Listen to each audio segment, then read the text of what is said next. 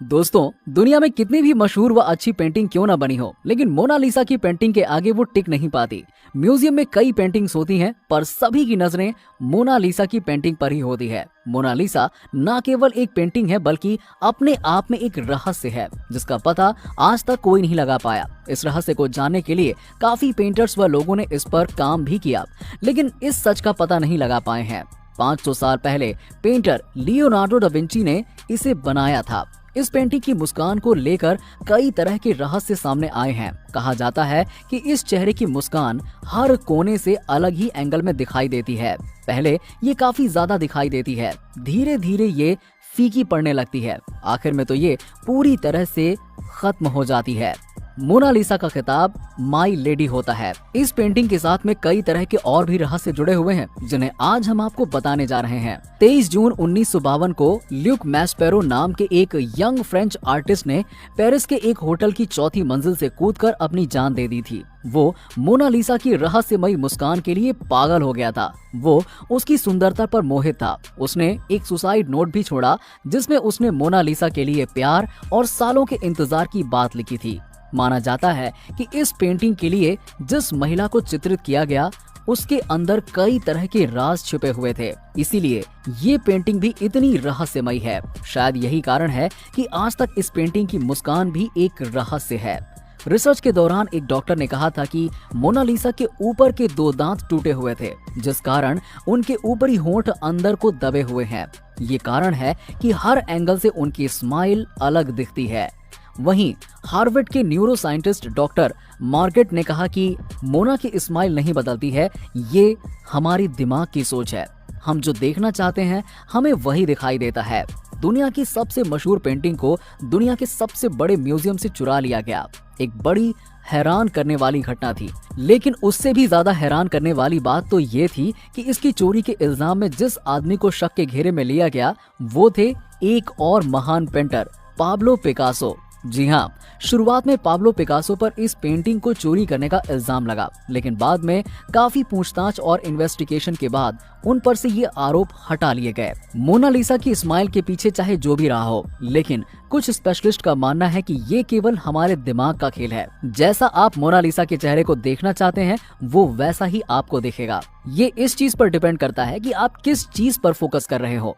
अब बात करते हैं कि आखिर वो कौन इंसान था जिसने मोनालिसा की पेंटिंग को चुराया था। 1911 में 21 अगस्त के दिन इसे चुराया गया था, लेकिन उस दिन इस चोरी की तरफ किसी का भी ध्यान नहीं गया और इसे अगले दिन नोटिस किया गया। उस म्यूजियम को इन्वेस्टिगेशन के लिए 1 हफ्ते के लिए बंद कर दिया गया, इस कंफ्यूजन की वजह से कि शायद पेंटिंग को म्यूजियम में ही कहीं और रख दिया गया होगा। बाद में पता चला कि मोनालिसा को उस म्यूजियम के ही कर्मचारी विंसेंजो ने चुराया था और वो म्यूजियम के एक छोटे से कमरे में छुपा था।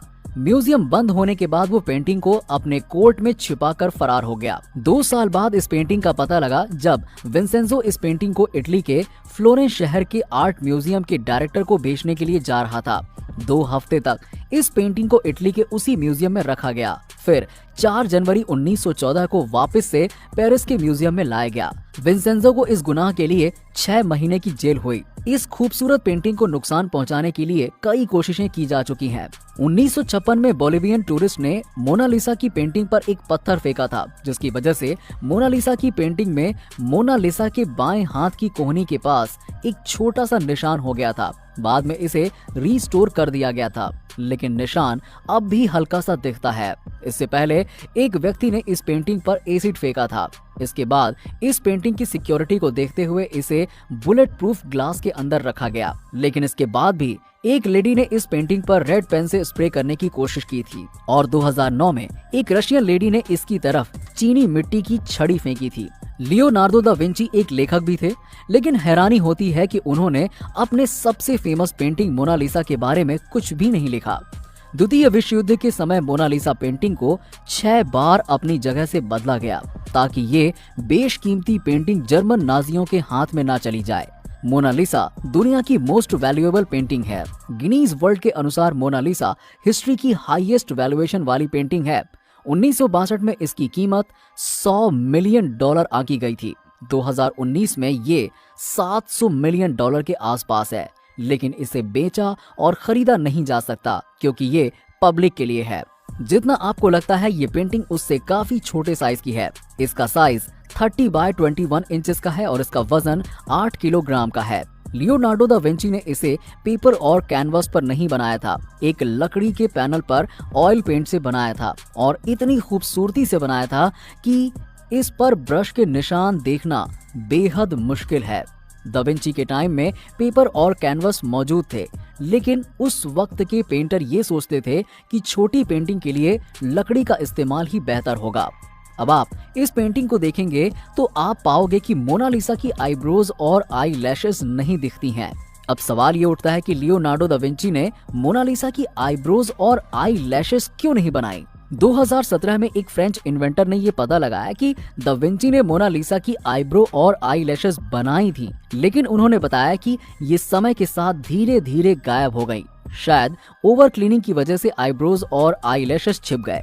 2003 में अमेरिकन ऑथर डैन ब्राउन का एक नॉवेल आया था, द विंची कोड। शायद आप में से कुछ लोगों ने इसे पढ़ा होगा। इस नॉवेल पर आधारित फिल्म विंची कोड आपने जरूर देखी होगी। इस फिल्म में दिखाया गया है कि मोनालिसा की पेंटिंग में सीक्रेट कोड्स छुपे हुए हैं। अपने नॉवेल की पब्लिसिटी करते हुए डैन ब्राउन ने दावा किया कि वो मानते हैं कि पूरी किताब फिक्शन पर आधारित है, लेकिन बुक में जो इन्फॉर्मेशन दी गई है वो सत्य पर आधारित है, जिसके लिए उन्होंने काफी रिसर्च की है। इस किताब और फिल्म का ईसाइयों ने जमकर विरोध किया था, क्योंकि उनका मानना था कि हिस्टोरिकली ये इनकरेक्ट है। 1963 में फ्रांस की सरकार ने मोनालिसा को 2 महीने के लिए यूनाइटेड स्टेट भेज दिया था। वहां के म्यूजियम में दिखाने के लिए इसे 3 हफ्तों के लिए नेशनल गैलरी ऑफ आर्ट में प्रदर्शित किया गया और 3 हफ्ते के लिए न्यूयॉर्क के मेट्रोपॉलिटन शहर के मेट्रोपॉलिटन म्यूजियम ऑफ आर्ट में इसे प्रदर्शित किया गया।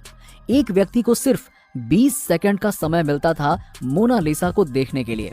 आपको ये जानकर हैरानी होगी कि उस वक्त इतनी लंबी लाइन लगती थी कि एक व्यक्ति को इस पेंटिंग को सिर्फ एक झलक पाने के लिए 2 घंटे तक इंतजार करना पड़ता था। लेकिन हैरानी होती है कि उन्होंने अपनी सबसे फेमस पेंटिंग मोनालिसा के बारे में कहीं कुछ नहीं लिखा।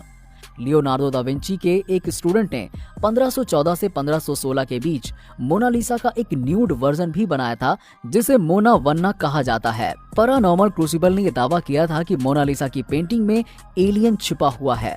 जी हाँ, कहा गया कि अगर इस पेंटिंग को लेफ्ट साइड से मिरर के साथ जोड़कर देखा जाए तो एलियन जैसी आकृति बनती है।